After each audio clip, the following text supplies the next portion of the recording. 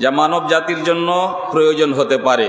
সুতরাং সুন্নাহকে মানার কোনো প্রয়োজন নেই। আল্লাহ কিতাব নাজিল করেছেন এক পরিপূর্ণ বিধান রূপে, সেখানে নতুন করে কোনো নবী এবং রসুল, বিশেষ করে আমাদের প্রিয় নবী জনাবে মুহাম্মদুর রাসূলুল্লাহ সাল্লাল্লাহু আলাইহি ওয়াসাল্লামেও তার ব্যাখ্যা করতে হবে, তাকে নতুন করে কিছু বোঝাতে হবে, নামাজ পড়ার নিয়ম পদ্ধতি শিখাতে হবে, এর আদৌ কোনো প্রয়োজন নাই। নাউজুবিল্লাহ। এ ধরনের কিছু লোক বলে। যুগে যুগে কালে কালে নবীদের সুন্নাতকে অস্বীকারীদের ঐতিহাসিক আলোচনা, এবং বিশেষ করে তার মধ্যে একটা বিশেষ দল এবং সংগঠন যার নাম আহলে কোরআন বা বাংলাতে কোরআনপন্থী বললে বলা যায়। দুর্ভাগ্যবশত আমরা অনেকেই সেটা খেয়াল করছি না, কিন্তু এই ফিতনা আমাদের পশ্চিমবাংলায় মালদা, মুর্শিদাবাদ, উত্তর দিনাজপুর, দক্ষিণ দিনাজপুর, কলকাতা, হুগলি, হাওড়া, বিভিন্ন জায়গায় কলেজ পড়ুয়া ছেলেপিলে, ইউনিভার্সিটিতে লেখাপড়া করছে এমন যুবক যুবতী, কিংবা ইসলামের যথার্থ জ্ঞান গরিমা নাই এমন শিক্ষিত মানুষেরা, সে ডক্টর হোক কিংবা ইঞ্জিনিয়ার হোক, এদের ফাঁদে পড়ে এই ধরনের আকীদা পোষণ করতে আরম্ভ করেছে। তাই আমি এবং এই সম্মেলনের যারা আয়োজক, তারা পরামর্শ করে এই বিষয়টি জনসাধারণের জ্ঞাতার্থে আনার চেষ্টা স্বরূপ এই আলোচনাটিকে ধার্য করা হয়েছে। তাহলে আমার বিষয় হবে হাদিসকে অস্বীকারীরা যুগে যুগে কালে কালে কি আচরণ করেছেন, এবং আহলে কোরআনদের বর্তমান অ্যাক্টিভিটিস কি, তারা কি বলতে চায়, এবং আমাদেরকে কতটা তাদের থেকে সাবধান থাকতে হবে। তাহলে আমরা বেশি ভূমিকা না বেঁধে সরাসরি চলে যাই। আমরা আগে এটা জানার চেষ্টা করি যে হাদিস বা সুন্নাত বা রসুলের যেটা আদর্শ, সেই আদর্শ বা সুন্নাহ বা হাদিস বলতে কি বোঝায়। সুন্নাহ শব্দটার মানে হচ্ছে কোনো নিয়ম, কোনো রীতি, কোনো সংবিধান, কোনো পাকাপোক্তা তৌর তরিকা যাকে মানুষ অনুসরণ করে থাকে, সেটা ভালোও হতে পারে মন্দও হতে পারে অভিধানিকভাবে।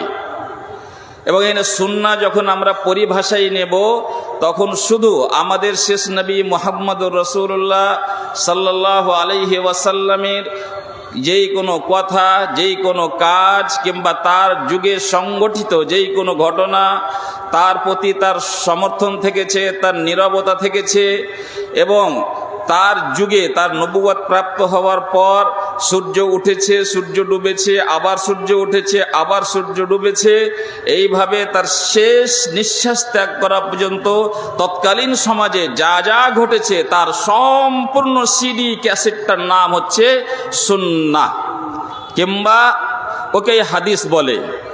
ওকে আবার উসুলে হাদিসের বিভিন্ন এক্সপার্টেরা আরও কিছু শব্দ ব্যবহার করেছে, যেই নামে সুন্নাহকে বা হাদিসকে চেনা যায়। কেউ কেউ তাকে আসার বলেছেন, কেউ তাকে সুন্নাহ বলেছেন, কেউ তাকে হাদিস বলেছেন, কেউ তাকে খাবার বলেছেন। তাহলে এই হলো সুন্নাহর বিভিন্ন নাম, এই হলো সুন্নাহর পরিভাষা। অর্থাৎ রাসূল যা করেছেন, যা বলেছেন, যা দেখেছেন, যা দেখিয়েছেন, তার সামনে যা ঘটেছে এবং তিনি যেই ভূমিকাটা নিয়েছেন, সেটাই হচ্ছে সমগ্র মানব জাতির জন্য একটা আদর্শ, একটা মডেল। ওই অনুযায়ী উম্মতের সমস্ত মানুষকে জীবন যাপন করতে বলা হয়েছে, এর নাম হচ্ছে সুন্নাহ। যেহেতু সময়ে বুঝতে পেরেছেন 45 মিনিট সময়ের জন্য আমি অনেক জিনিসকে ছেড়ে ছেড়ে অতি প্রয়োজনীয় জিনিসগুলো বলছি। তাহলে সুন্নাহ সম্বন্ধে স্বয়ং আল্লাহ রাব্বুল আলামিন কোরআনে আদেশ করেছেন, আমার ইতাআত করো, আমার রাসূলের ইতাআত করো, ইত্যাদি ইত্যাদি। এবং বেশ কিছু আয়াতে সতর্ক এবং সাবধান করা হয়েছে, যদি কেউ সুন্নাহ থেকে বিমুখ হও, যদি আমার রাসূলের অনুসরণ করা থেকে কেউ বিমুখ হও, তাহলে আমি তার জন্য কি কি ব্যবস্থা রেখেছি সেই আয়াতগুলি 2-4টি আমি পাঠ করে আপনাকে শোনাচ্ছি।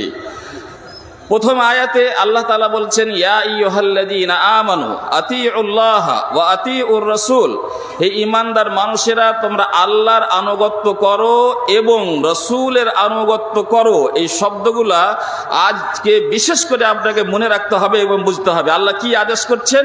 আমার আনুগত্য করো এবং আমার রাসূলের আনুগত্য করো।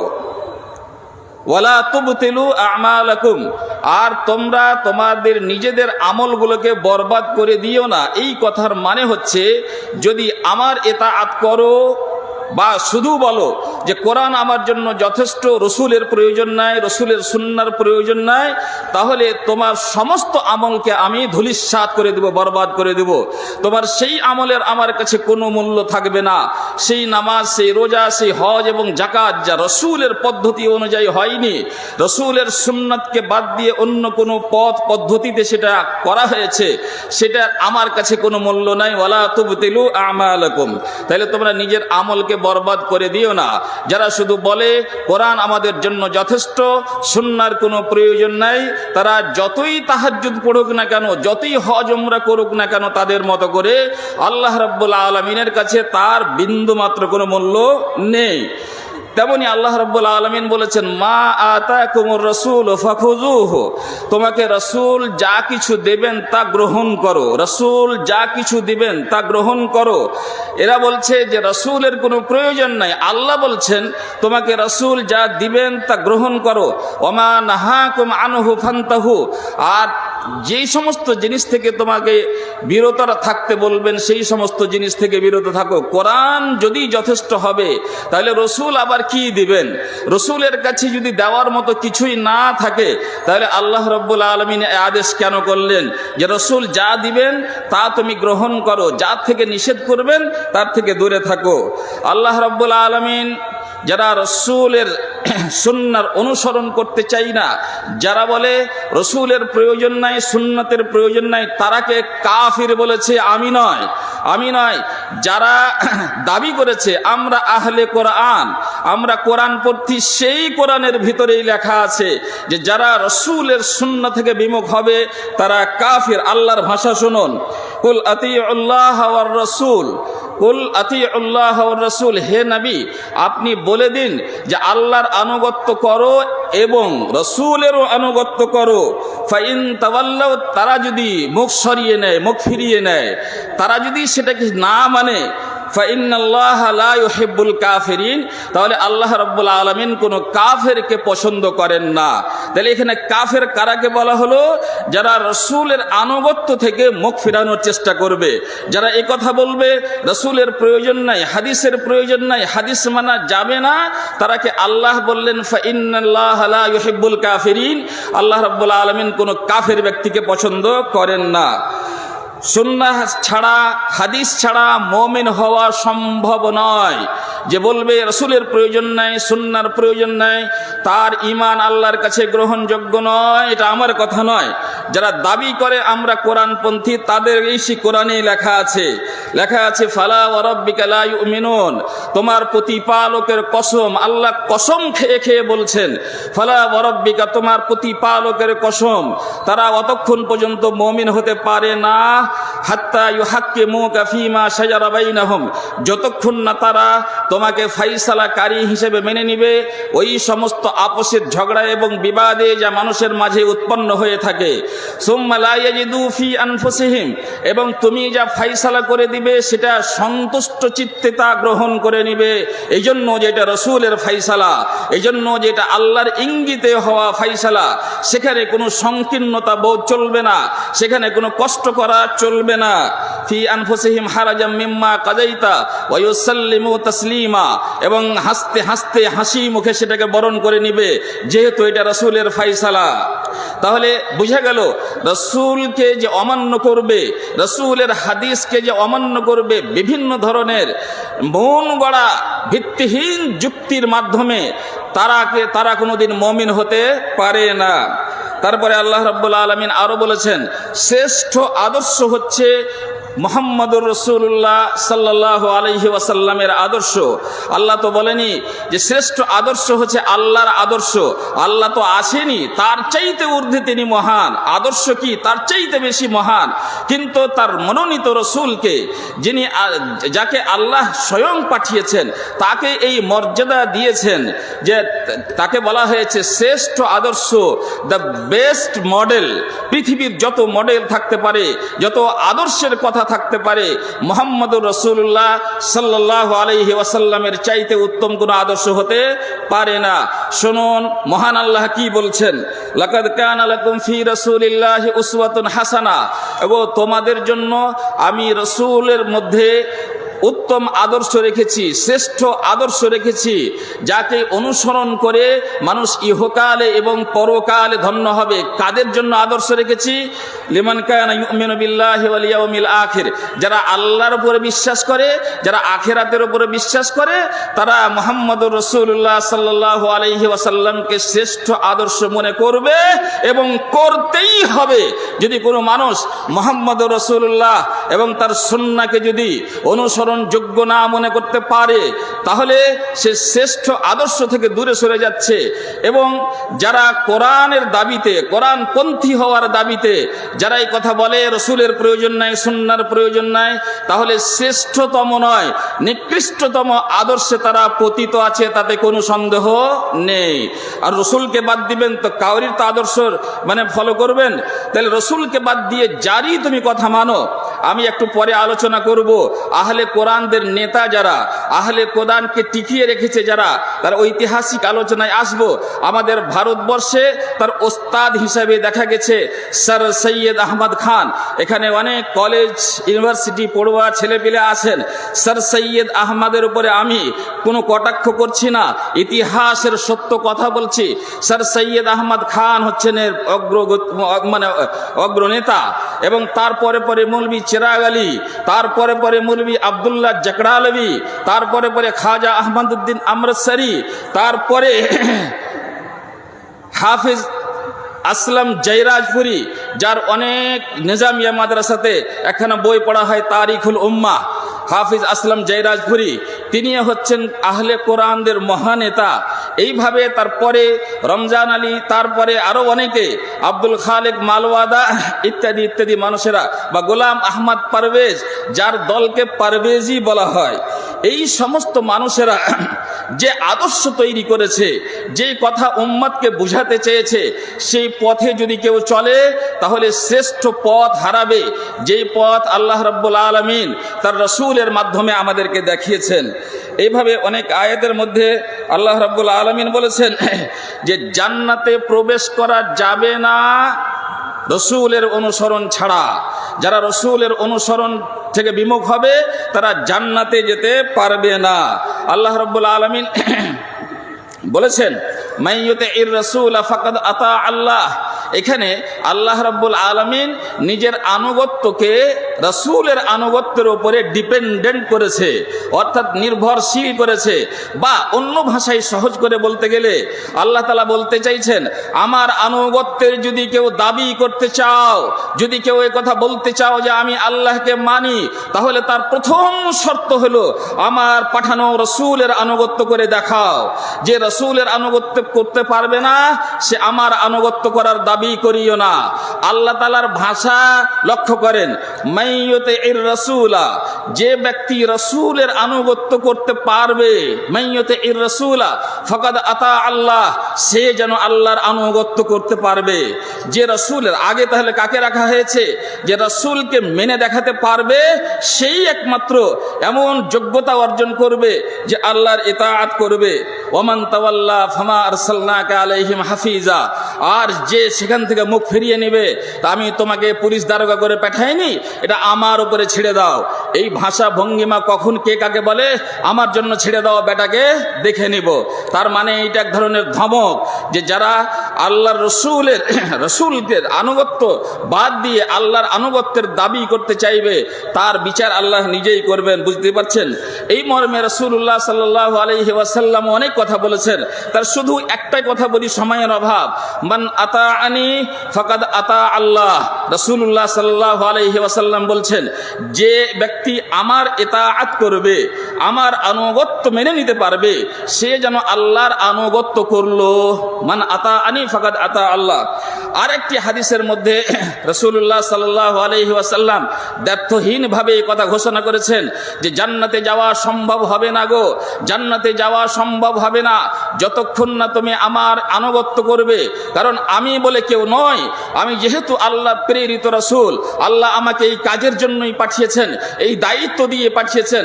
আমার ইতাআত মানে আল্লাহর ইতাআত, আল্লাহর পক্ষ থেকেই আমি সব কিছু বলি। ওমা ইয়ানতিকু আনিল হাওয়া ইন হুয়া ইল্লা ওয়াহয়ুন ইউহা। আমার মুখ থেকে কোনো কথা ওহী ছাড়া বের হয় না।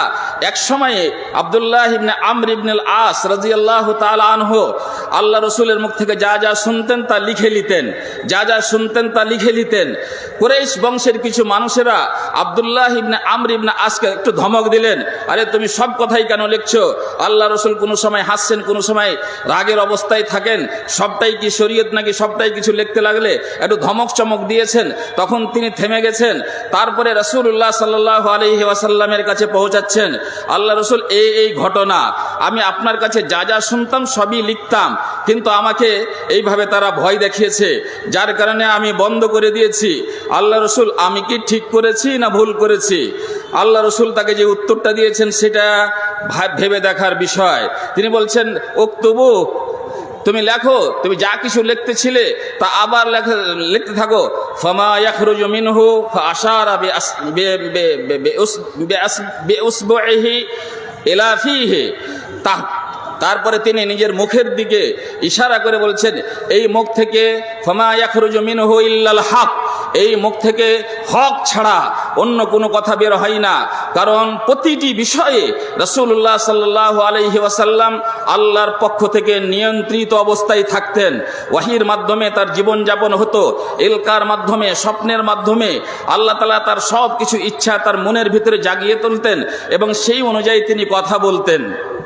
তাহলে আল্লাহ রসুল যা যা বলছেন সবই কিছু মানে আল্লাহর পক্ষ থেকেই বলছেন। এই জন্য বলছেন জান্নাতে যাওয়া সম্ভব হবে না। আবু হুরায়রা রাদিয়াল্লাহু তাআলা আনহু হতে বর্ণিত, তিনি বলছেন, কুল্লু উম্মতি ইয়াদখুলুনাল জান্নাতা ইল্লা মান আবা। আমার উম্মতের সমস্ত মানুষেরা জান্নাত লাভ করবে, কিন্তু যারা জান্নাত যেতে চাইবে না। রাসূলুল্লাহ সাল্লাল্লাহু আলাইহি ওয়াসাল্লামকে জিজ্ঞাসা করা হলো, এমন হতভাগা কে যে জান্নাতে যেতে চাইবে না? রাসূলুল্লাহ সাল্লাল্লাহু আলাইহি ওয়াসাল্লাম সেই দার্শনিক সেন্টেন্সটা ব্যবহার করেছেন, মানে আতাআনি ফাকাদ দাখালাল জান্নাহ, যে আমার আনুগত্য করবে সে জান্নাতে দাখিল হবে। ওয়া মান আসানি ফাকাদ আবা, আর যে আমার বিরুদ্ধাচরণ করবে, আমার অবাধ্য হবে, সে যেন জান্নাতে যেতেই চাইল না। সুতরাং জান্নাতে যেতেই চাই না, তাকে কি করে যাওয়া হবে? বন্ধুগণ, এই বিষয়টি অনেক যুবকদের মাথায় সেই ধরনের অডিও, ভিডিও এবং বিভিন্ন ধরনের মেসেজের মাধ্যমে তাদের মাথা গোলমাল করছে। কিন্তু যেই কোরআনের তুমি দাবি করেছো সেই কোরআনে এই সব কথাগুলি লেখা আছে এবং সেইখান থেকে নিয়ে রাসূলুল্লাহ সাল্লাল্লাহু আলাইহি ওয়াসাল্লাম কিছু কথাকে স্পষ্ট করেছেন। তো এইভাবে অনেক হাদিসের মধ্যে অনেক কথা বলা আছে। যেমন এক হাদিসের মধ্যে, এক আয়াতের মধ্যে আল্লাহ পাক বলছেন, কুল ইন কুনতুম তুহিব্বুনাল্লাহ, তুমি যদি আল্লাহকে ভালোবাসার দাবি করতে চাও তাহলে ফাত্তাবিউনি ইউহিব্বুকুমুল্লাহ, তাহলে আমার অনুসরণ করো, তাহলে আল্লাহ তোমাকে ভালোবাসতে লাগবে। তাহলে আল্লাহর ভালোবাসা কে চাই না ভাই পৃথিবীতে? আল্লাহর ভালোবাসার দরকার নেই এমন কথা কে বলতে পারে? কেউ বলতে পারে না। সবাই আল্লাহর ভালোবাসা চায়। তাহলে আল্লাহর ভালোবাসা চাওয়ার মেন গেট হচ্ছে, প্রথম পর্ব হচ্ছে, মেন শর্ত হচ্ছে ফাত্তাবিউনি ইউহিব্বুকুমুল্লাহ, আমার অনুসরণ করবে তাহলে তুমি আল্লাহর ভালোবাসা পারবে। যতই তুমি যুক্তি খাটাও না কেন, যতই বড় বড় কথা বলো না কেন, আর যতই বড় বড় বই পুস্তক লিখে দাও না কেন, আল্লাহর রসুলের সুন্নাতকে মুমিনদের অন্তর থেকে মুছে দেওয়া সম্ভব হবে না। বিশেষ করে যারা আল্লাহর প্রতি বিশ্বাস রাখে এবং জান্নাত লাভ করতে চায় আর জাহান্নামের মতন ভয়াবহ জায়গা থেকে নিজকে বাঁচাতে চায়, তাকে সুন্নাহর পথ থেকে সরানো সম্ভব হবে না। তাহলে আল্লাহ তাআলা আরো এক কথা বলেছেন যে যারা আমার কোরআনের মধ্যে যে সমস্ত কথা আছে, কোরআনের মধ্যে আমি আমার আনুগত্যের কথা বলেছি, রসুলের পথে চলার কথা বলেছি, সবই তো কোরআন। তাহলে তাদেরকে যেন বলা হচ্ছে, যারা বলে শুধু কোরআন মানবো, তোমার সুন্নাহ মানবো না, কোরআন মানবো, রসুলের সুন্নাত মানবো না, তার হাদিস মানবো না, তাদের জন্য যেন আল্লাহ রাব্বুল আলামিন আরেকটা আয়াতে বলছেন, আফাতুমিনুনা বিবাযিল কিতাব ওয়া তাকফুরুনা বিবায, তোমরা কি আমার এই কিতাবের এক অংশের প্রতি বিশ্বাস রাখো, আর এক অংশের প্রতি বিশ্বাস রাখো না। 17-18টি আয়াতের মধ্যে সরাসরি আল্লাহ রাব্বুল আলামিন আমার ইতাআত করো, আমার রসুলের ইতাআত করো চিৎকার করে করে বলছেন। আর কোথায় আমরা সেই দুঃসাহসিকতা পেয়েছি যে আল্লাহকে মানবো, রসুলকে মানবো না, আল্লাহকে মানবো, রসুলকে মানবো না, তারপরও আমি আবার রসুল হয়ে থাকবো। এই সুন্নাহ হলো মুসলমানদের সুন্নাহ, যা সাহাবায়ে কেরামের যুগ থেকে নিয়ে অদ্যাবধি যত ওলামা, আইম্মা, ফোকাহা, মুহাদ্দিসিন, মুফাসসিরিন আছে, সকলেই এই বিষয়ে একমত, একজনেরও কোনো দ্বিমত নাই যে সুন্নাহর অনুসরণ করা একজন মুমিন মুসলমানের জন্য ওয়াজিব। যদি এটা উম্মতের ইজমা হয়, ইমাম বুখারী, মুসলিম, আবু দাউদ, তিরমিজি, নাসাঈ, ইমাম আহমদ ইবনে হাম্বল, ইমাম দারমি, ইমাম বাইহাকি, ইমাম দারাকুতনি, তারপরে ইবনে তাইমিয়া, শাইখুল ইসলাম ইবনুল কাইয়িম, তারপরে আল্লামা নাসিরউদ্দিন আলবানী, ইবনুল বাজ, সকল ওলামায়ে কেরাম যদি এটাই বুঝে থাকেন যে সুন্নাহর অনুসরণ করতে হবে, পায়ে পায়ে পঙ্খানুপঙ্খভাবে রসুলের দেখানো, রসুলের নির্দেশিত পথে চলতে হবে, তাছাড়া আমাদের কোনো গতি নাই, তাছাড়া আমাদের মুক্তির কোনো স্থান নাই, এটা যদি সকল উম্মতের ওলামায়ে কেরামের ইজমা হয়, তাহলে আজকে 19বিংশ শতাব্দীতে জাকরালা নামের গ্রামে এক ভদ্রলোক জন্ম নিচ্ছেন, যার নাম মৌলভী আব্দুল্লাহ জাকরালভী। তার কথা শুনে ওলামায়ে উম্মতের ইজমাকে ছেড়ে দিয়ে সেই পথে যেতে হবে। সেই মানে ভারত উপমহাদেশের কিছু কিছু জায়গায় মানে জন্মগ্রহণ করা কিছু আধপড়া লোক, কিছু আধপড়া অর্ধজ্ঞানের মানুষ, যাদের পিছনে ছিল ইংরেজদের প্রহসন, যাদের পিছনে ছিল এক বিশেষ ধরনের ষড়যন্ত্র। এই ষড়যন্ত্রের মাধ্যমে ইংরেজরা চাইছিল মুমিন এবং মুসলমান যারা, তাদের ভিতরে যে রক্ত আছে, তাদের ভিতরে যে যুদ্ধ এবং জিহাদের যে জজবা আছে, সেই জজবাটাই হচ্ছে আমাদের জন্য কঠিন এক বাধা, কঠিন এক বাধা। অন্যান্য ধর্মের মানুষদের ধর্মের ঠিকানা নাই, তাদের সেন্টিমেন্টের ঠিকানা নাই, তারাকে বিভিন্নভাবে অল্প অল্প করে রুটি পাউরুটি দিয়ে ভুলিয়ে নেওয়া যাবে, এবং এটাই হচ্ছে ঐতিহাসিক সত্য কথা যে তারা অন্যান্য ধর্মের মানুষদেরকে ভয় করেনি, কিন্তু ভয় করেছিল সেই মুমিন মানুষদের থেকে, মুসলিম মানুষদের থেকে, যারা কোরআন ও হাদিসে জিহাদের কথা পড়েছে, যারা বলেছে কোনোদিন কোনো কাফেরকে বরদাস্ত করবে না, কোনো কাফের শাসনে অনুশাসনে ইসলামের প্রতি আমল করতে বাধা দিলে, তোমার রবের পথে চলতে বাধা দিলে তার বিরুদ্ধে জিহাদ করো। যারা এই কথা পড়ে রেখেছে তারা তো ভবিষ্যতে আমাদের জন্য বিপদ হয়ে দাঁড়াতে পারবে। এজন্য তারা বিভিন্ন ধরনের ষড়যন্ত্র করে এক জায়গায় দাঁড় করালো কাদিয়ানিকে, গোলাম আহমদ কাদিয়ানিকে, আরেক জায়গায় দাঁড় করালো আহমদ রেজা ব্রেলভিকে, আরেক জায়গায় দাঁড় করালো বাবিকে, আরেক জায়গায় দাঁড় করালো বাহাইদের, তার পরবর্তীতে আরেক জায়গায় দাঁড় করালো বহরিদের। তারা ইসলামকে কেন্দ্র করে নানানজন নানান কথা বলবে, এবং কেউ তাকে সাপোর্ট করবে, কেউ তাকে সাপোর্ট করবে, একদল আরেক দলকে কাফের বলবে, আরেক দল আরেক দলকে জাহান্নামী বলবে। এরা তারা বিভক্ত হয়ে যাবে, লড়ালড়ি আর মানে এক অপরের প্রতি এক অপরের প্রতি আক্রমণ করবে, তাতেই ব্যস্ত থাকবে এবং আমাদের সাথে যুদ্ধ করার কথা ভুলে যাবে। বড় আশ্চর্যের বিষয়, যেই সময়তে ইংরেজরা ভারত, বাংলাদেশ এবং মানে পাকিস্তান এইসব জায়গাগুলিকে দখল করার পরিকল্পনা করছিল, ঠিক সেই সময়ের এটা ইতিহাস, ঠিক সেই সময়ের এটা ইতিহাস। 1700 থেকে 1750-এর পর থেকে নিয়ে 1800-র মাঝখানে এবং 1900 সালের মাঝখানের এইসব ঘটনা। এবং ঠিক এই সময়তে যে প্রেক্ষাপটটা তৈরি হয়েছিল লাহোরের মতো জায়গাতে, পাকিস্তান আর বাংলাদেশ ভারত যখন ভাগ হয়ে গেল, লাহোরের মতো জায়গাতে একটাই সিটিতে জামাতে ইসলামীর অফিস, ওই সিটিতে আবার কাদিয়ানীদের অফিস, ওই সিটিতে আবার আরো অন্যান্য বিভ্রান্ত দলদের। আমি এখানে জামাত ইসলামীকে কোনোভাবে খাটো করতে চাই না, ওখানে মৌলানা মওদুদী রাহিমাহুল্লাহ ওই সময়ে বিশেষ করে এই আহলে কোরআনদের বিরুদ্ধে তিনি যথেষ্ট পদক্ষেপ নিয়েছিলেন এবং অনেক কিছু লেখালেখি করেছেন, অনেক তর্ক বিতর্ক করেছেন। যদিও আবুল আলা মওদুদি সাহেব মুনকিরিনে সুন্নাতদের জামাত থেকে পুরোপুরিভাবে বের হতে পারেননি, আংশিকভাবে সে কোনো না কোনো জায়গায় ওই জায়গায় থেকে গেছেন।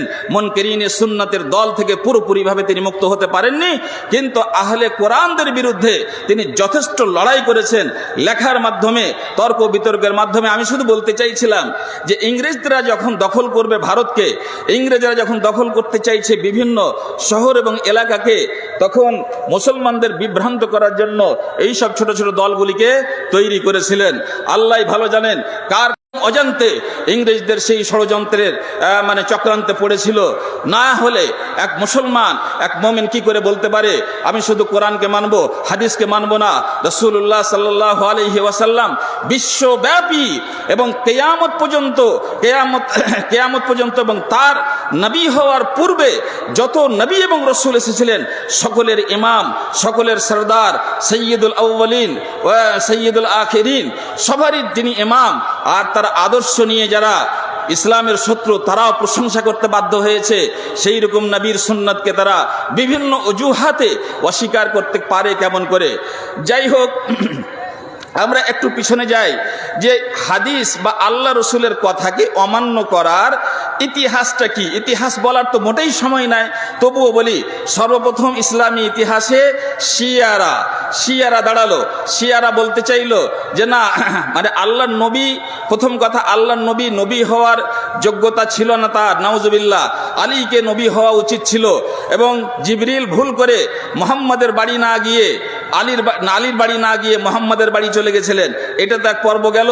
আর এর পিছনে গুটি খেলছিল আব্দুল্লাহ ইবনে সাবা ইহুদি, গুটি খেলছিল ছদ্মবেশে, মুসলিম হয়ে বা ইসলাম গ্রহণ করেছিল, কিন্তু ভিতরে ছিল মারাত্মক ধরনের ইহুদি এবং ষড়যন্ত্রকারী।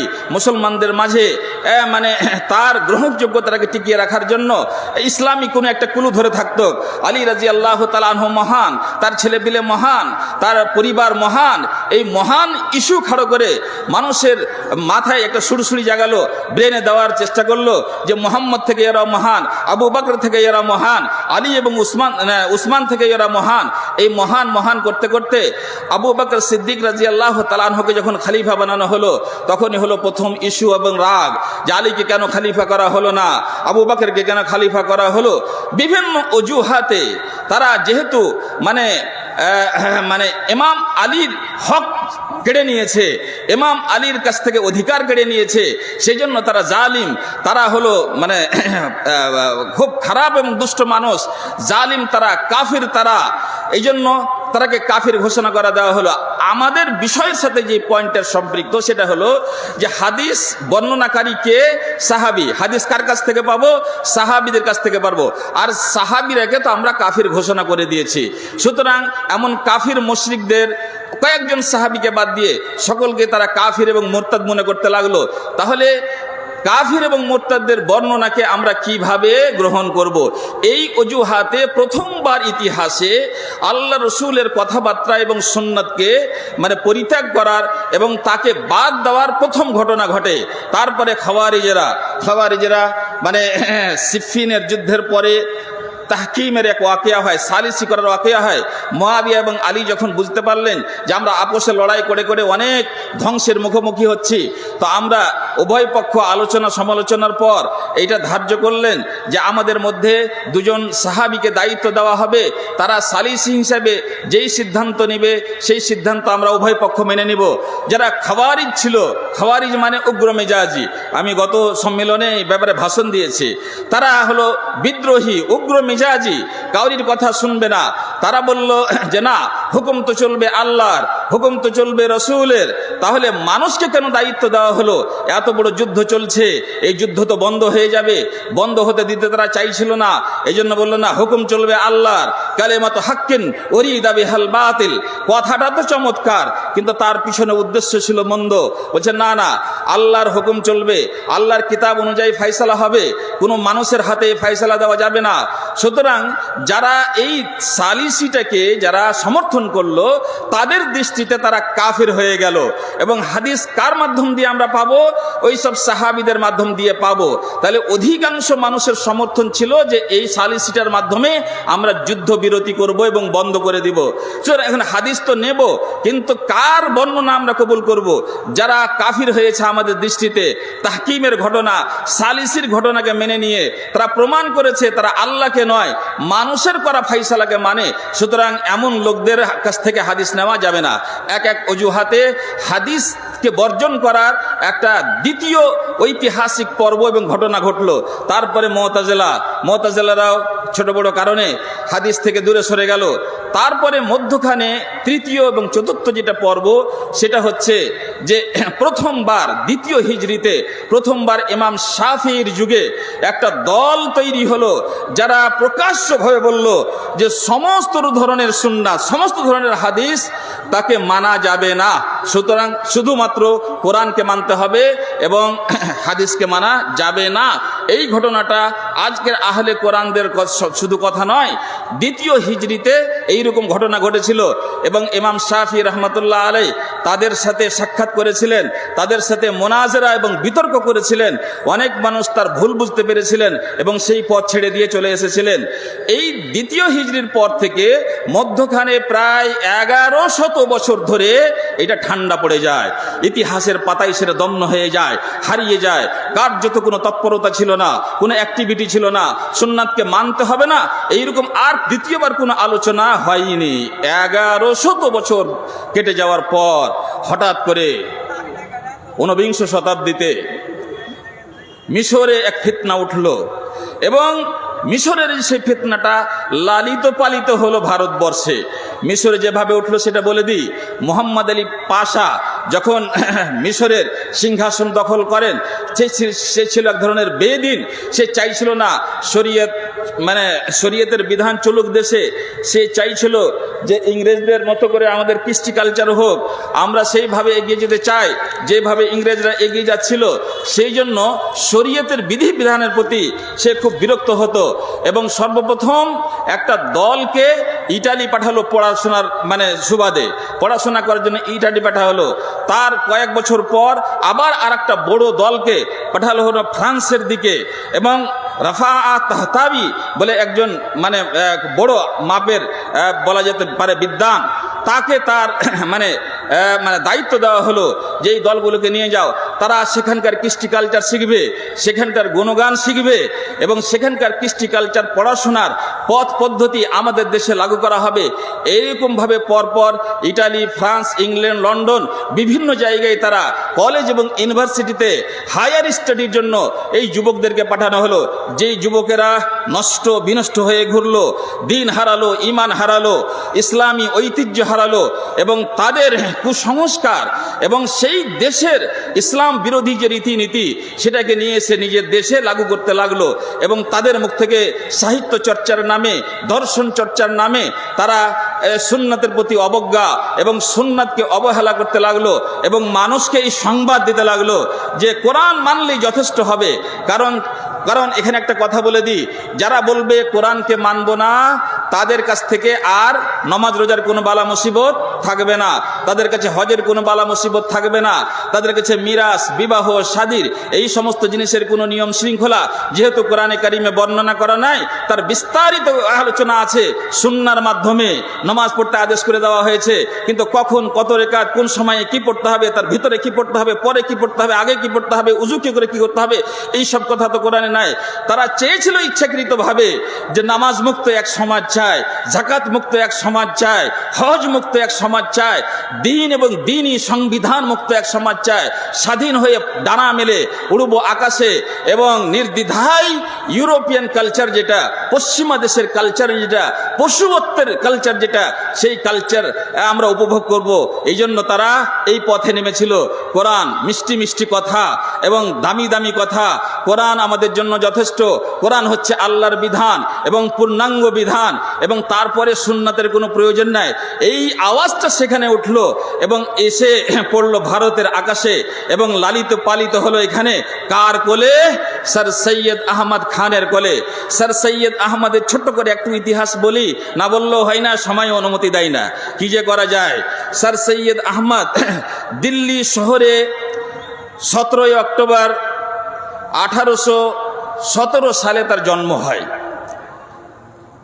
ইসলামী রীতিনীতি অনুযায়ী তার বাবা মা তাকে মক্তবে মসজিদে পাঠায়, কিছু আরবি শিখে, কিছু ফার্সি, কমপ্লিট কোনো স্টাডি বা কোনো ডিগ্রি তিনি অর্জন করেননি। কিছু বই পুস্তক অবশ্যই পড়েছেন। তার বয়স যখন মোটামুটি 21 বছর, 1837 সালে 38 সালে তখন তার বাবা মারা যান। তার বাবা ছিলেন মুঘল সাম্রাজ্যের সরকারি তহবিল থেকে বেতনভুক্ত একটা লোক। তাহলে বাবা মারা যায় যখন, বেতন বন্ধ হয়ে গেল। কেমন মমিন, কেমন ইমানদার। দেখুন, যেই যুগে ব্রিটিশদের বিরুদ্ধে মুসলমানদের আনাগোনা চলছে, ব্রিটিশদের বিরুদ্ধে যুদ্ধ জেহাদের কথা চলছে, সেই কালে সেই পরিস্থিতির মধ্যে স্যার সৈয়দ আহমদ তার বাবার ইন্তেকালের পরে সামান্য বেতনটা বন্ধ হয়ে যাওয়ার জন্য, তার বয়স তখন 21 বছর। আজ থেকে এতদিন আগে 21 বছরের লোক অনেক সাবলীল হয়। তিনি ছুটলেন ইস্ট ইন্ডিয়া কোম্পানির কাছে একটা চাকুরির দরখাস্ত নিয়ে, আমাকে একটা চাকুরি দিন। তারপরে তাকে চাকুরি দেওয়া হলো।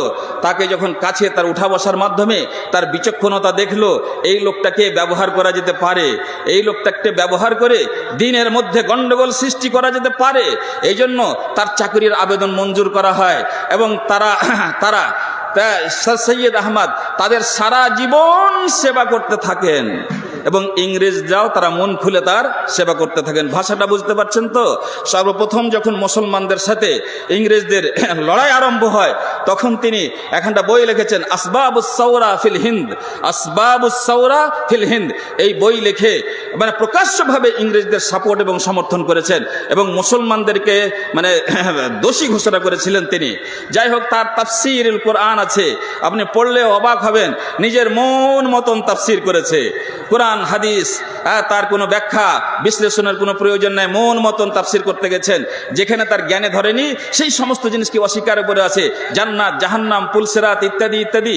হযরতে মূসা আলাইহিস সালাতু ওয়াস সালামের যে আয়াতের ঘটনাটা আছে, ফজরিব বিআসাকাল হাজার ফানফাজারাত মিন হুসনাতা আশরাতা আইনা, হে মূসা তুমি এখানে পাথরটার উপর লাঠিখানা মারো, সেখান থেকে 12টা পানির চশমা জারি হয়ে গেল। বলছে এটা হতে পারে না, এটা হতে পারে না, এটা বিবেক বলছে না, এটা সায়েন্স এবং বিজ্ঞান বলছে না, সুতরাং এইরকম হবে না। তাহলে অলৌকিক যতগুলো ঘটনা আছে, মুজিজা আছে, সবকে অস্বীকার করে বসলো। আপনি সময় পেলে কোনো সময় তাফসীরে স্যার সৈয়দ আহমদ খান একবার পড়ে দেখবেন। আমাদের কাছে কত মহান সেই ব্যক্তিটা, মহান হোক, আমরা তার মহানত্বের প্রতি কোনো ঝাল এবং কোনো জ্বলন পূরণে ব্যস্ত নয়, কিন্তু ইতিহাস সত্যটা তুলে ধরতে হবে। তাই বলছি, স্যার সৈয়দ আহমদ হাম কাহার, স্যার সৈয়দ আহমদ কাহা।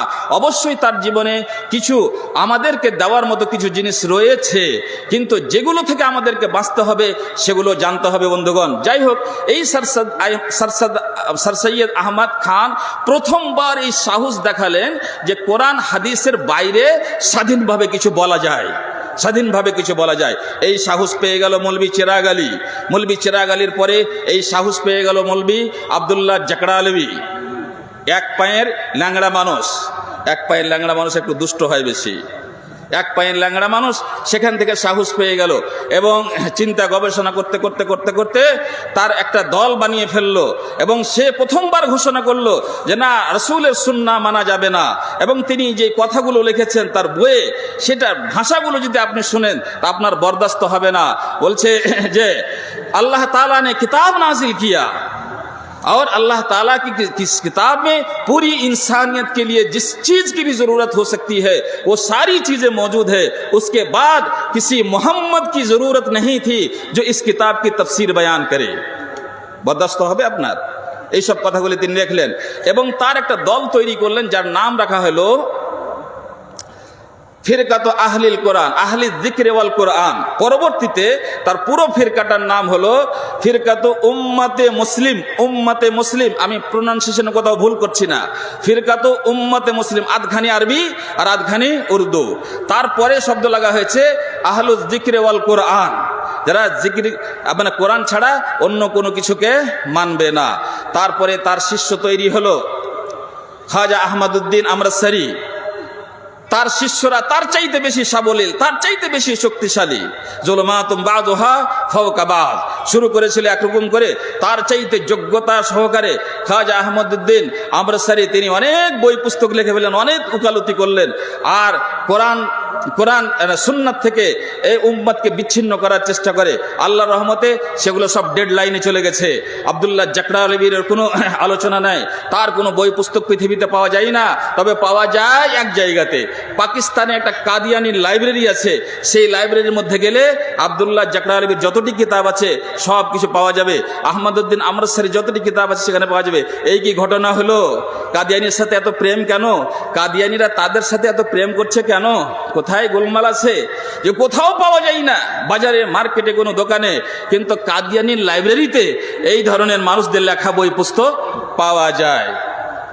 যাই হোক, তারপরে হাফিজ আসলাম জাইরাজপুরি, তার অনুসরণে এই নেতৃত্ব ঝান্ডা হাতে করলেন তিনি। এবং তারপরে মানে গোলাম আহমদ পারভেজ, এটা হলো আরো মারাত্মক এবং বিষাক্ত, যার অনুসারীদেরকে পারভেজি বলা হয়, পারভেজি বলা হয়। এখন দুটা ডেডলাইনে চলে গেছে, এখন বিশ্বের রমরমাজার চলছে আহলে কোরআনদের, যাদের সংখ্যা মোটামুটি লন্ডন, ব্রিটেন, ইংল্যান্ড থেকে নিয়ে ভারত উপমহাদেশ, বাংলাদেশ, পাকিস্তান এবং মিশর, লেবানন, এই সব জায়গা মিলিয়ে লক্ষাধিক তাদের অনুসারী হয়ে গেছে। আর বর্তমানে এই সব দিন কালগুলোতে, এই মাসগুলোতে তাদের মানে খুব জোরালোভাবে অভিযান চলছে, এবং শত শত নয়, হাজার হাজার নয়, লক্ষ লক্ষ যুবক যুবতীরা তাদের ফাঁদে পড়ছে, তাদের চক্করে এবং খপ্পরে পড়ছে। আল্লাহ তাআলা যেন তাদের হেফাজত করেন। তাহলে এইভাবে এই ভারতবর্ষের জায়গা পড়ে। এখন বর্তমানে যুবক যুবতীদের নায়ক যিনি, তিনি লন্ডনে বসে আছেন, মিস্টার সজল। মিস্টার সজল সেখানে বসে বসে, তার দাড়ি নাই, চুল নাই, জানি না নামাজ রোজা করে কি করে। নামাজ রোজা তো বিধান শেষ, কারণ সুন্নাত মানবো না, ওই ঝামেলায় পড়বো, সুন্নাত মানবো না, ওই ঝামেলায় পড়বো। নামাজ রোজার কোনো বালা মুসিবত নাই। দিব্যি প্যান্ট শার্টে এবং দাড়ি ছাঁচা লোক, যার নাম মিস্টার সজল, তিনি হয়েছেন বর্তমান যুগের যুবক যুবতীদের নায়ক এবং নেতা, যারা সুরসুর করে বেড়ায় কোরআন যথেষ্ট, কোরআন পড়লেই সব কিছু হবে। আপনাদের এই এলাকায়, পাকুড়ের এলাকায় একজন মহামানব ফেসবুকে খুব লেখালেখি করছে, আমি তার নাম বলছি না আজকে। যাক, এই হচ্ছে তাদের ইতিহাস। তাদের যখন এটা বলল যে সুন্নাতকে মানবো না, হাদিসের কোনো প্রয়োজন নাই। আর কয় মিনিট আছে বলো না? আর কয় মিনিট আছে? হয়ে গেছে? আচ্ছা, তাহলে ছেড়ে দিই 2-4 মিনিটে। তাদের যেটা সুন্নাতকে ছেড়ে দিয়ে আর তো ব্যাখ্যা নেই। সুন্নাতকে যখন ছেড়ে দিল, তখন তাদের কাছে যে শরীয়ত, তাদের কাছে যে আকীদা, এই সব জিনিসগুলো রূপরেখা দাঁড়ালো, সেটা খুব মারাত্মক। আকীদার ব্যাপারে শিরকের ব্যাখ্যা করেছে এমন করে যে মানে কোনটা তাওহীদ আর কোনটা শিরক বোঝা বড় কঠিন। আখেরাতের বিষয়টি সেগুলোকে সবকে অস্বীকার করে বসে আছে। জান্নাত মানে এটা নয়, জান্নাত মানে ওটা নয়। জান্নাত মানে মানুষের জীবনের বিভিন্ন বিভিন্ন পর্ব এবং ধারা, একবার মরলো আর একবার জীবিত হবে, আর একবার মরলো আর একবার জীবিত হবে, কোথাও না কোথাও পুনর্জীবন কিংবা আকীদায়ে তানাসুখ, যেটা তার সাপোর্ট হচ্ছে, সমর্থন হচ্ছে। তাদের মধ্যে একদল বলল যে না, কবরে যে লাশটা রাখা হয় তার সওয়াল জবাবের কোনো প্রশ্নই ওঠে না, কারণ বৈজ্ঞানিকভাবে একটা মানুষ মরে গেছে, সে আর কথা বলতে পারবে না, তাকে পাটাতন দিয়ে মাটি দেওয়া হয়েছে, তার কাছে কোনো কানেকশন নাই, সায়েন্টিফিক কোনো মানে অ্যাসেট নাই, যার থেকে এটা বোঝা যাবে যে সেই লোকটার সাথে কথা বলা যাবে। সুতরাং যে মরে গেছে, যাকে কবর দেওয়া হয়ে গেছে, তার কবরের ভিতরে সওয়াল জবাব, মুনাকেশা, এই সব জিনিস ফালতু কথা এবং ভিত্তিহীন কথা। আবার তাদের মধ্যে জানি না কি করে হাসর নসরকে মানে, কোরআনে তো ইয়াউমা নাহশুরুহুম এইসব শব্দগুলো আছে, তো যে কোরআনে যে কবরেই কথা বলতে পারে না, তাকে আল্লাহ তাআলা কেমন করে হাসরের দিন উঠাবে? আর যদি আল্লাহ তাআলা হাসরের দিন উঠাবার ক্ষমতা রাখেন, তাহলে কবরে উঠাবার ক্ষমতা কেন রাখেন না? ইত্যাদি ইত্যাদি। এদিক থেকে ওদিক, এদিক থেকে বহকিতে লেগেছে। তাদের নমাজের যখন খবর নেওয়া হয়, তাহলে ভাই বলো, ঠিক আছে সুন্নাহ মানবো না আজ থেকে, হাদিস মানবো না, তাহলে নমাজ টমাজের কি হবে, নমাজ পড়তে হবে না হবে না? হ্যাঁ হ্যাঁ পড়তে হবে, পড়তে হবে। তখন তারা এই সালাত জাকাতের ব্যাখ্যা করতে গিয়ে একবার এইদিকে একবার ওইদিকে, তখন বলছে না আরবি ভাষার উপরে ভিত্তি করে আমরা তার ব্যাখ্যা করব। সালাত মানে দোয়া, সালাত মানে দোয়া, সুতরাং আরবি ভাষাতে তার মানে দোয়া, যেই কোনো ভাবে আল্লাহকে ডাকলে সাকলেই হলো। কেউ বলছে না দিনে 3 বার পড়তে হবে, কেউ বলছে না দিনে 4 বার পড়তে হবে, কেউ আবার চালাকি করে বলছে না না না দিনে 5 বারই নামাজ পড়তে হবে। আচ্ছা এটা তো বারের কথা হলো, তারপরে জোহরের কয় রেকাত পড়বে, আসরের কয় রেকাত পড়বে, মাগরিবের কয় রেকাত পড়বে, কেউ বলছে না 1 রেকাত করে পড়লে হবে, কেউ বলছে না 2 রেকাত করে পড়তে হবে। এখানে একটা পয়েন্ট বলে আমি শেষ করব। আমার মাননীয় ডক্টর ফারুক আব্দুল্লাহ সাহেব এসে বসে আছেন। কেউ বলছে 1 রেকাত পর 2 রেকাত পড়তে হবে, কেউ বলছে একটাই রুকু করতে হবে, একটাই সাজদা করতে হবে। তাহলে আমার একটা পয়েন্ট ছিল যে তারা বলে সুন্নাহ বা হাদিস হচ্ছে পৃথিবীতে যত দলাদলি, পৃথিবীতে যত ফিরকাবান্দি মানুষের ভিতরে বিভেদ সৃষ্টি করছে, তার মূল জড় হচ্ছে নাউজুবিল্লাহ হাদিস, তারা বলে। সুতরাং হাদিস মানা যাবে না। হাদিস মেনে কেউ শাফি, হাদিস মেনে কেউ হানাফি, হাদিস মেনে কেউ অমুক ধুমক ইত্যাদি ইত্যাদি বিভিন্ন ফিরকার জন্ম হয়েছে। সে হাদিস থেকে বুঝে না সুঝে সেই যে ফিরকাগুলো তৈরি হয়েছে, তো উসুলিয়াতের মধ্যে হয়েছে না ফুরুইয়াতের মধ্যে হয়েছে, আসল কথায় জায়গায় হয়েছে না ফারি কোনো আংশিক কোনো ব্যাপার স্যাপারে হয়েছে, সেই সব ব্যাখ্যা স্যাখ্যা বাদ দিয়ে বলে দিল যে না, যত রকমের বিবাদ বিসংবাদ তার মূল জড় হচ্ছে হাদিস। হাদিস ছাড়া, হাদিস মানা বাদ দিয়ে দিতে গেলে সমস্ত মানুষ পৃথিবীর এক হয়ে যাবে, সবারই মুখে থাকবে শুধু কোরআন, শুধু কোরআন। ঠিক আছে, ঠিক আছে, আমরা না হয় সুন্নাহকে ছাড়তে পারলাম না, তোমরা তো ছেড়েছো, 1 লক্ষ মানুষ তোমরা তো ছেড়েছো, সুন্নাত বাদ দিয়ে দিয়েছে, এখন সুখে আছো কি না? তাহলে সুন্নাহ যারা মানবে তারা বিবাদ বিসংবাদে লিপ্ত হবে। তাহলে তোমরা যখন ছেড়ে দিয়েছো, তোমরা তো বিবাদ বিসংবাদে লিপ্ত হবে না। তো তোমাদের মধ্যে কেউ কেন বলছে 1 রেকাত, কেউ কেন বলছে 3 রেকাত, কেউ কেন বলছে 1 রুকু, কেউ কেন বলছে না 2টা সাজদা লাগবে, কেউ কেন বলছে না দিনে 3 বার নামাজ পড়তে হবে, কেউ কেন বলছে 1 বার নামাজ পড়তে হবে। তাহলে সুন্নাহ ছেড়েও এখনো বিতর্কে জড়িয়ে আছো। আর তারা এইভাবে তারা চিন্তাধারার দৃষ্টিকোণে তাদের 4টা ভাগ হয়ে গেছে, 4টা ভাগ হয়ে গেছে। আমি একটু আগে বলেছি, একটা ভাগের নাম হচ্ছে ফিরকা এবং ফিরকার নেতা, এবং তার চিন্তাধারাও অন্য দল থেকে ভিন্ন ভিন্ন। একটার নাম হচ্ছে ফিরকাতু উম্মতে মুসলিম আহলুজ যিকর ওয়াল কোরআন, যার নেতৃত্ব করে গেছেন আব্দুল্লাহ জাকরালভী। তাদের চিন্তাধারার সাথে তার পরবর্তী ফিরকাটার মিল হবে না, অনেক ক্ষেত্রে তাদের মিল হবে না। সেটার নাম হচ্ছে ফিরকাতু উম্মাতুম মুসলিমা, এর নায়ক হচ্ছেন আহমদউদ্দিন আমরসারি। তার পরের যেটা ফিরকা আছে তার সাথে অনেক চিন্তাধারায় অনেক ব্যাপার স্যাপারে তাদের সাথে তার মিল নাই, সেটা হচ্ছে তলুয়ে ইসলাম। তলুয়ে ইসলাম, যার নায়ক হচ্ছেন তার নায়ক হচ্ছেন পারভেজ, গোলাম আহমদ পারভেজ। তার সাথে তার আগের তার পরের অনেক জায়গায় মতভেদ, এবং লাস্টে যেটা 4 নম্বর ফিরকা আছে তাহরিকে তামিরে ইনসানিয়াত, তাহরিকে তামিরে ইনসানিয়াত। তাহলে 4টা ফিরকার 4টা চিন্তাধারা আলাদা আলাদা হলো কেন? এটা তো হওয়ার কথা নয়। যারা সুন্নাহ মানবে তারা বিভক্ত হচ্ছে, আর সুন্নাহকে ছাড়ার কারণই হলো সব পৃথিবীর মানুষ এক প্ল্যাটফর্মে থাকবে। তো তোমরা যারা এই বক্তব্য দাও তারা আবার 4 দলে বিভক্ত হয়েছে কেন? তার মানে হচ্ছে অসার কথা, অযুক্তিকর কথা, বাতিল কথা, মারদুদ কথা। সুতরাং আমাদের উচিত হবে এই সমস্ত কথার দিকে কর্ণপাত না করে আমাদের আল্লাহর কাছে হাজার নয় লক্ষবার শুকরিয়া আদায় করতে হবে। লাউলা আলহামদুলিল্লাহিল্লাযী হাদানা লিহাযা ওয়া মা কুন্না লিনাহতাদিয়া লাউলা আন হাদানাল্লাহ। আমরা যে ঈমানটা পেয়েছি, ইসলামটা পেয়েছি, আমাদের কোনো যোগ্যতার কর্তৃত্বের কারণে পাইনি। নিছকভাবে আল্লাহ তাআলা আমাদের প্রতি দয়া করেছেন বলে আমরা ইসলামের মুখ দেখতে পেয়েছি। আল্লাহর রহমত ছিল বলে আমাদের এই ভাগ্য খুলেছে যে আমরা ঈমানের দৌলত আমাদের নসিব হয়েছে। সুতরাং ঈমানের যেটা মানে ধারা, যেটা রাস্তা, সেটা হচ্ছে আল্লাহর ওয়াহি হচ্ছে কোরআন, আর আল্লাহর আরেক ওয়াহির নাম হচ্ছে সুন্নাহ। সুতরাং আমরা যদি আল্লাহকে ভালোবাসি, ইসলামকে ভালোবাসি, জান্নাতে যেতে চাই, জাহান্নাম থেকে বাঁচতে চাই, ইহকালে শান্তিতে থাকতে চাই এবং পরকালেও শান্তিতে থাকতে চাই, তাহলে আমাদের উচিত হবে সর্ব অবস্থায় আল্লাহর ইতাআত করে যেতে হবে এবং রাসূলের ইতাআত করে যেতে হবে। আল্লাহর কাছে দোয়া করি, আল্লাহ গো তুমি আমাদের সকল মানুষদের, বিশেষ করে আমাদের নিউ জেনারেশন যেটা যুবক যুবতীর দল, যারা স্কুলে কলেজে ইউনিভার্সিটিতে পড়াশোনা করে কিংবা বসে বসে শুধু ফেসবুক চালায় আর ভালো মন্দ বুঝে না, যার তার কথায় কর্ণপাত করে, আল্লাহ তুমি তাদের হেফাজত করো। আহলে কোরআনের ফিতনা থেকে আল্লাহ উম্মতের তুমি হেফাজত করো, আমাদের হেফাজত করো, আমাদের বর্তমান নসলের হেফাজত করো এবং পরবর্তী নসলের হেফাজত করো এবং আমাদেরকে যেই কোনো শয়তানি ষড়যন্ত্র থেকে আল্লাহ তুমি আমাদের রক্ষা করো। এই কথা বলে আমি আমার আজকের বক্তব্য ইতি করছি। আসসালামু আলাইকুম ওয়া রাহমাতুল্লাহি ওয়া বারাকাতুহু।